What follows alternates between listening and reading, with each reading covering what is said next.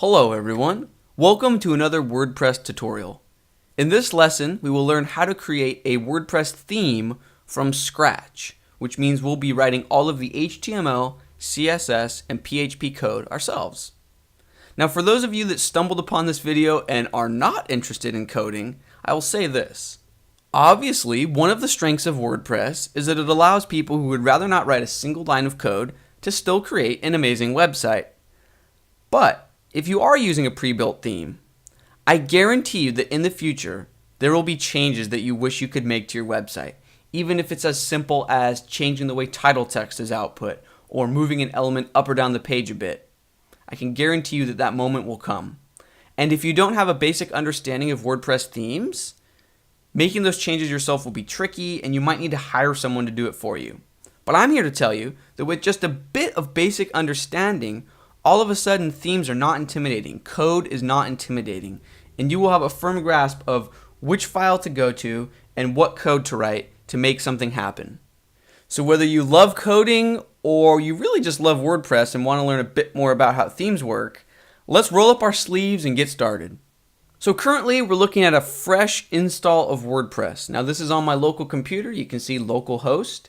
In a previous lesson, we learned how to install WordPress locally. But this particular copy is installed in a folder named WordPress. So here is that folder, and we need to navigate to a certain themes folder so we can create a new theme. So that folder lives within WP content, and then there's a folder named themes. So if we go into the themes folder, we can see that these are the 3 themes that are provided with WordPress out of the box. But we want to create a new one. So just create a new folder, and you can name it anything you'd like. I will name this Learning WordPress. Next, we'll go inside this new folder that we just created, and we want to create 2 new files. So I'll use a text editor, and the first file that we want to create is named index.php. Okay, and the second file that we want to create is named style.css. So let's review. We have a folder for our new theme, and within that folder, we currently have 2 empty files. And let's begin by adding a bit of code to the style.css file. We'll start with a CSS comment to let WordPress know a little bit about our theme. So we can say theme name, and you can type anything you'd like. I'm calling this theme Learning WordPress. You can provide an author name. You can provide a link to the author. I'll just include a link to this YouTube channel. And you can describe your theme, or you can provide a version number. There's all sorts of different tags you can use to let WordPress know about your theme. But for the purposes of this lesson, I think this should suffice. So that's all we need in the style.css file for this exact moment. Now let's hop over to the index.php file and just create a heading that says Hello World. And that's all we need for now, so go ahead and click Save. And then if we go back to our WordPress admin and we click on Appearance in the sidebar, we can then choose our new theme. So we can see that currently the theme name 2014 is activated, but here's our new theme named Learning WordPress. And if we click on it, we can see a little bit more. We can see that it's by this author, and if you click this, it would take you to that YouTube page we linked to. But if you click Activate on this new theme,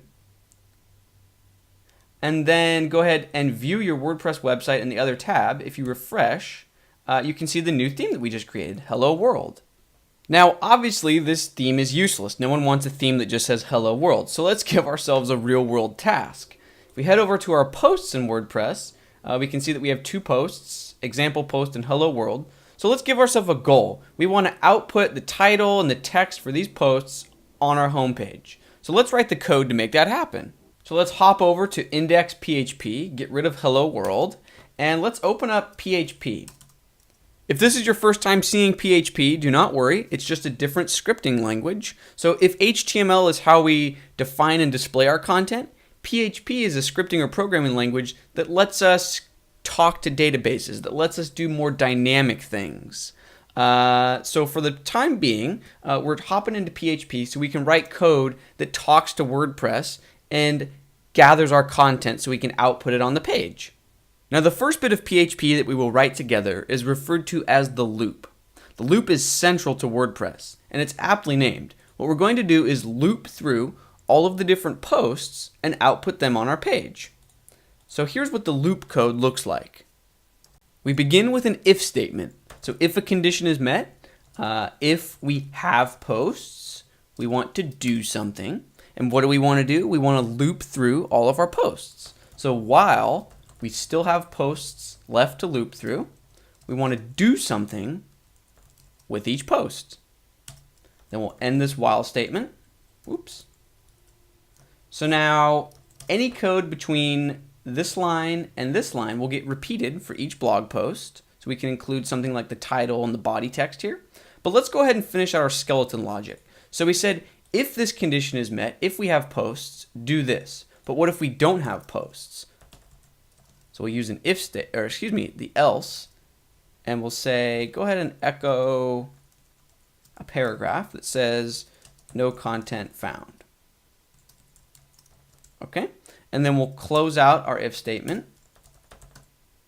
and we're good to go. So now any code we place between this line and this line will get repeated for each post. So let's go ahead and drop out of PHP here, and then re-enter PHP on this line. So now we can include plain HTML on these lines. So we can say h2 title should go here. And now if we refresh our page, we can see that there are 2 titles, which corresponds with the number of blog posts we have, 2. Now watch how easy WordPress makes it to add the dynamic title in here instead of this dummy text. All you need to do is drop into PHP and simply say the title. WordPress has a function named the title, which makes it this easy. Now if we refresh our page, we see that the 2 relevant titles for our blogs are there, example post and hello world. And yes, in case you're wondering, WordPress makes it very easy to add the actual content. If you believe it or not, they have a function named the content.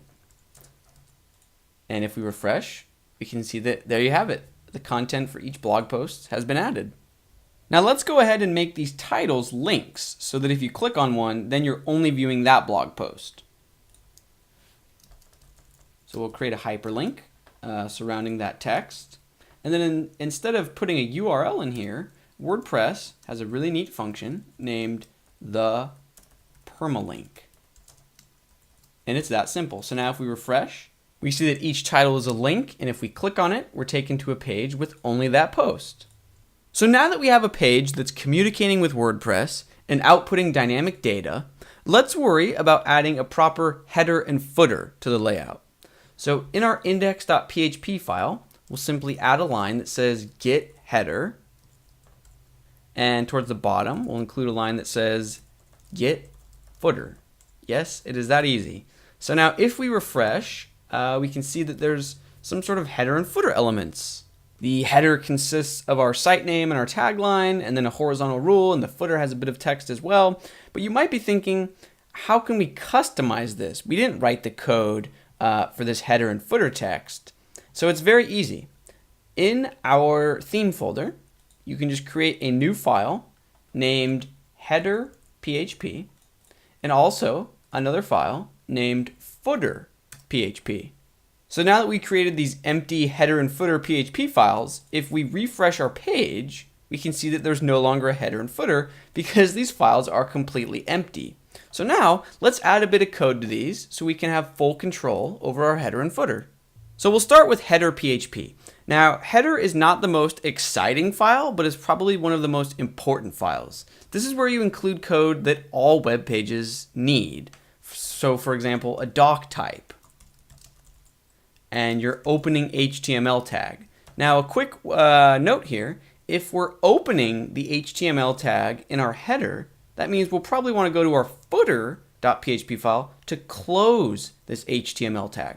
So in footer, we'll close HTML. Now back to header, we also want to include a head section. Now we'll get to that in just a moment, but we also want to open the body element. Now again, if we're opening our body element in header, we need to close it somewhere. So in footer, we'll go ahead and close the body element. Now let's hop back over to header PHP. There's a few more boring but completely necessary tasks that we need to take care of. So in the head section, we need to define what character set we want to use. Now instead of including a value here, we're just going to let WordPress do the work for us.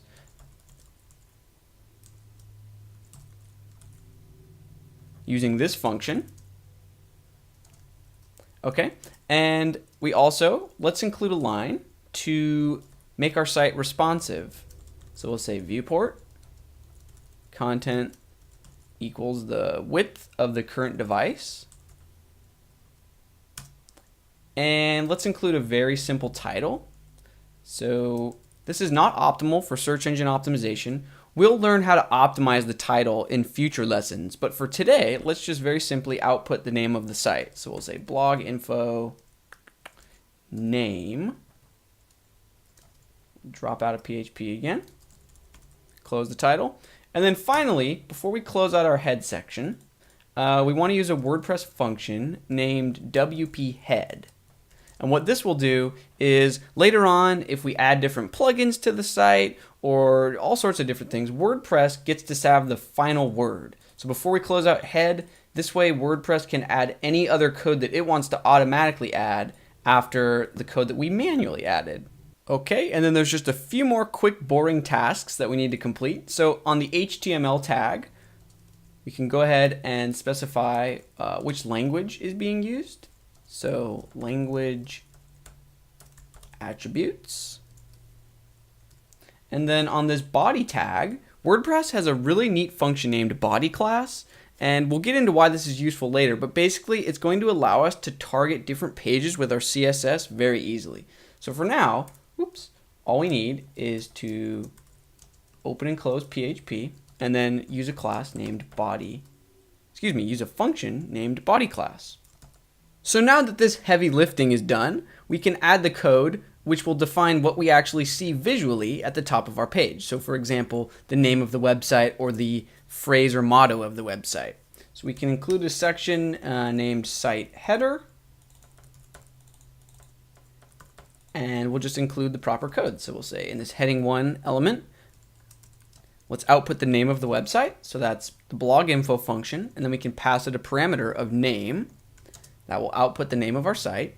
And then we can include heading level 5 or whatever element you would like. And then output the motto or phrase or tagline for the site. So again, we'll use the blog info function and we'll pass it a parameter of description. Okay, and now if we refresh the page, we can see that our title and description are in place. Now, let's go ahead and make our title a link so that it takes us to the home page of our site. So we will wrap this text in a hyperlink.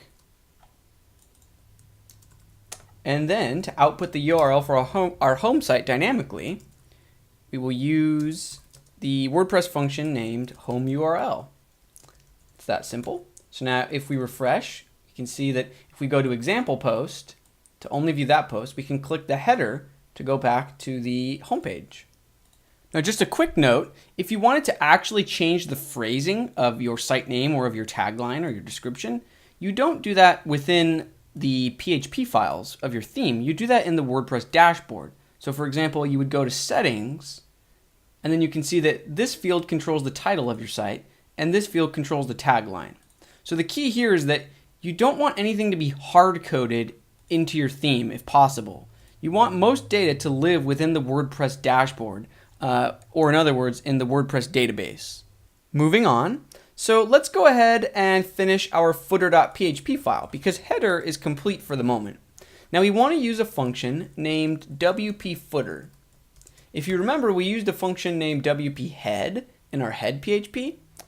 Again, we're going to use something very similar in footer PHP. This way, if we add plugins or widgets in the future, they get the last say over any code that we insert manually. So right before the body tag, WordPress will automatically get the chance to insert any code that it needs to.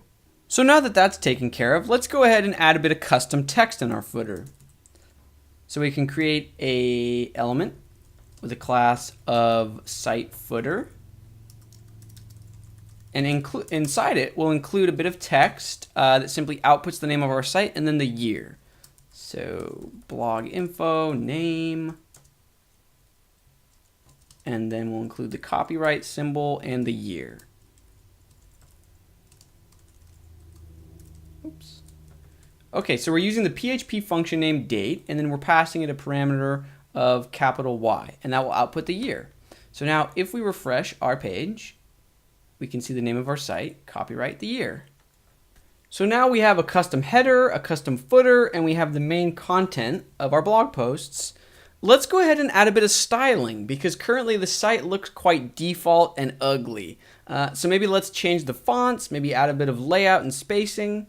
So we'll hop over to our style.css file and we'll just write a bit of basic CSS. So we'll say font family, Arial sans serif, font size, 14 pixels, color, how about a dark gray?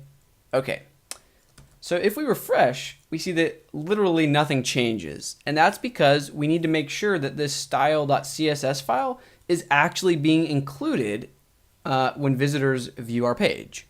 Now, as with most things in web development, there are many different ways to achieve the same thing.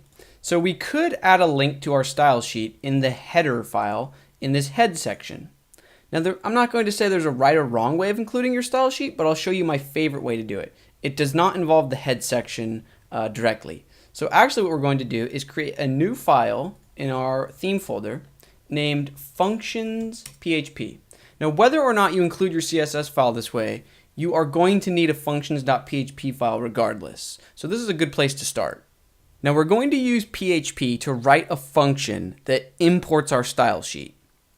So PHP, and then we're creating a function. We can name it anything we would like. I will name it Learning WordPress Resources.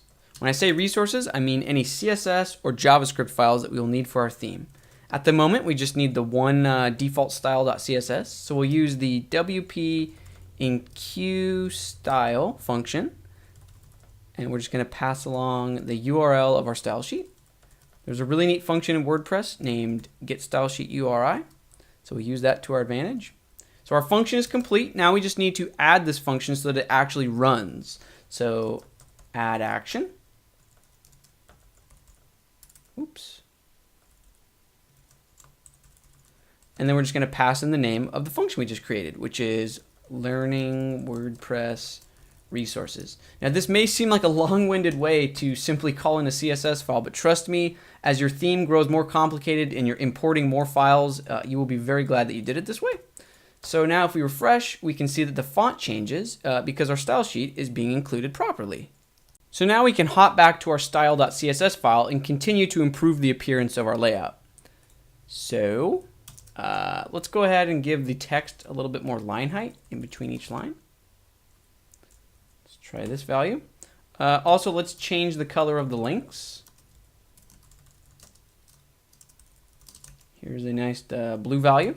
So if we refresh, we can see that there's a bit more spacing in between each line. The links are now using blue. Let's go ahead and give the site a max width.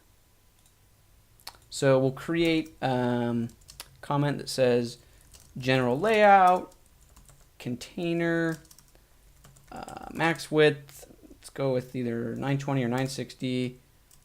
We'll center it horizontally. Give it a bit of padding for smaller screens. Okay, now if we refresh, nothing will happen because we need to add this container element to our HTML. So there's a corresponding element. So we'll hop over to our header.php, and right after the body tag, we can simply create a div with a class of container. And we can indent this a bit just to stay organized. And then in our footer file, at the very end, right before WP footer, we'll add the closing div for container. And we can indent this just to stay organized. So now if we refresh, we can see that our max width is taking effect. Now let's give ourselves another task. Let's add subtle borders underneath the header, in between each post, and then above the footer. So in style CSS, we can create another section. I'll call this header, and we'll target the site header and just give it a border bottom. How about 2 pixels solid and medium gray value? And then we'll also target the footer, so that's site footer, and we'll give it a border top. Same style. Let's give it a bit of extra space above the footer as well. So margin top, 30 pixels. Okay, so if we refresh, we can see that we have borders below and above our header and footer. Now let's add a line in between each blog post. So to do that, we're going to want to head over to index.php, and remember, we wrote our code so that anything in between this line and this line gets repeated for each post. So we'll wrap this content in an article. So we'll say article, and we'll give it a class of post. And then we can indent these lines just to stay organized. So then we can use our CSS to target this post element. So now we'll say article post, border bottom. How about 2 pixels, but instead of solid, we'll go dotted. And how about a lighter color? So if we refresh, we can see that that's now in place. Let's write a little bit of extra code so that the last blog post doesn't get the border, only all of the ones besides the last post. So we can simply write article post last of type border bottom none. And there you have it. Now I think this represents a good stopping point for this lesson. Let's review what we've learned so far. We've learned how to create a WordPress theme. You simply create a folder in the themes folder of your WordPress install. And then inside that folder, you create these different files that correspond with different parts of your site. So index.php controls sort of the HTML that gets output. Header and footer obviously control the header and footer. Functions is where we're going to include all sorts of neat code, but for now, it's where we are including our style sheet. More will come in this file very soon. And style.css, that's where we give our theme a name and an author and a version, and then obviously all of our styles to control the appearance of the website. Now in the next few lessons, we'll learn that there's much more than just index.php, which controls the HTML. So for example, if we wanted to create a WordPress page, well, instead of index.php, we could create a file named page.php, and that would control the HTML for pages. And also, we can create a file named single.php, and that will control the way that individual post pages are displayed. So we'll learn that there's much more than just index.php. There's a whole slew of files that you can include in your theme to really get fine-grained control. Now in our next lesson specifically, we will learn how to insert the navigation menu right towards the bottom of our header so we can hop back and forth between the home page and maybe an about page, so on and so forth. So thank you very much for watching this first video in this video series of how to create a WordPress theme. I hope you feel like you learned something, and stay tuned for more WordPress tutorials. Thanks, bye.